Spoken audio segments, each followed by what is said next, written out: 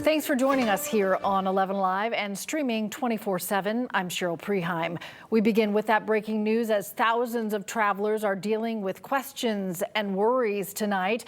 Reports suggest Spirit Airlines could shut down possibly within hours. But right now, what happens next and who's protected? Still unclear. 11 Live's Cody Alcorn has been talking to travelers at Hartsfield-Jackson Atlanta International Airport. Cody, really down to the wire here, impacting travelers and employees. How are they reacting to this possible collapse?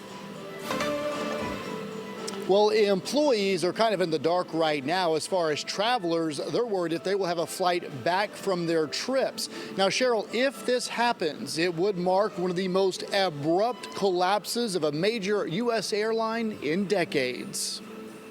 A potential shutdown hanging over one of the busiest travel days. I don't think that's a smart move considering everybody has flights booked. For some, the news hit mid-trip. Others had no idea a deadline could be just hours away. Today? Yeah. I didn't know it was that soon. The concern fueled by reporting Spirit could shutter operations Saturday morning if a deal isn't reached to bail the airline out. Not to get too deep into the weeds here, the reason why those talks have stalled is because the creditors don't want to take second position behind the United States government if Spirit fails. At this point, there are very few options left for Spirit.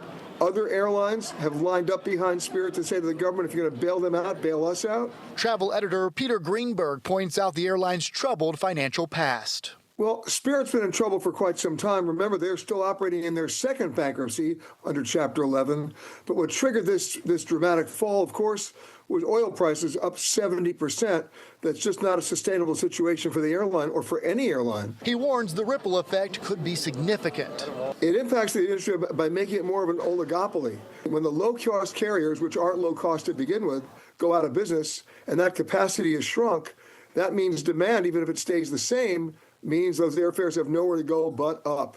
And that's where they're going anywhere because of the oil prices. But now that'll be compounded by a lack of capacity. And that's not good for consumers. As for the future of ultra low-cost carriers, they have to pay the same for the fuel, their labor, their equipment. And their only competitive advantage for an airline like Spirit has always been low fares. But low fares are not paying the fuel bill, and Spirit is rapidly running out of cash. And since the attack on Iran, their creditors have refused to advance them any more money because they have no more money to pay for the fuel. Leaving travelers crossing their fingers. Flights will be taking off Saturday morning. I didn't know that. 3 a.m. That's like soon. Well, I'm on the countdown to keep our fingers crossed. Now, other airlines have said they will step up, but the question is how much can they help and how many passengers can they really take on? And Cheryl, while you might see a lot of things on social media, you've got to put this in perspective. There are a lot of memes out there about Spirit. We see a lot of chaos at their terminals, but at the end of the day, there's over 10,000 employees who will be impacted this. So families could really be impacted, not just travelers, but those who work for the airline.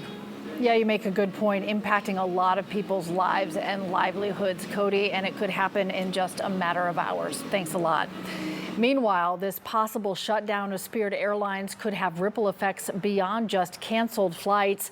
Experts say losing a major budget airline could drive up ticket prices across the industry. Not to mention its approximate 14,000 employees, as Cody mentioned, would then be out of a job.